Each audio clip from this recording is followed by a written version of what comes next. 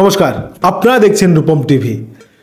2024-এর যে লোকসভা তার যে প্রচার নরেন্দ্র মোদী কিন্তু শুরু করে দেবে 1 মার্চ থেকে। আর এবার জানিয়ে রাখি, পশ্চিমবাংলা থেকে লোকসভার প্রচার শুরু করবেন নরেন্দ্র মোদী।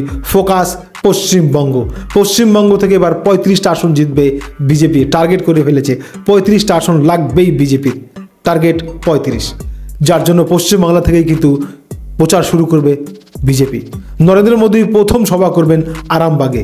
কিন্তু আপনারা কি জানেন, মোদীর পোস্টার লাগাতে গিয়ে আরামবাগে মমতা এবং অভিষেকের পোস্টার নাকি ঢেকে ফেলেছিল বিজেপিরা নাকি মমতা এবং অভিষেকের পোস্টারই খুলে ফেলে দিয়েছে। এটা অভিযোগ করছে তৃণমূল কংগ্রেস বলছে তৃণমূলের পোস্টার নাকি খুলে ফেলে দিচ্ছে বিজেপি।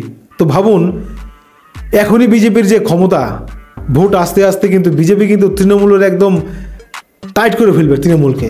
এবং লোকসভা ভোটের পর যখন বিজেপি 35টা আসন পাবে, তখন কিন্তু তৃণমূলের জাদা পরিস্থিতি হবে। যে তৃণমূল বিজেপিকে যে হারে অত্যাচার করেছে, তার ফল কিছুটা পেতে পারে ভাই তৃণমূল কংগ্রেস।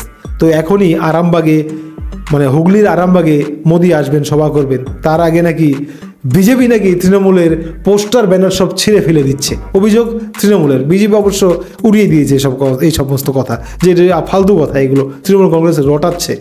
তো যাই হোক, তৃণমূলের অভিযোগ বিজেপি নাকি তৃণমূলের পোস্টার ছিঁড়ে ছারখার করে দিচ্ছে।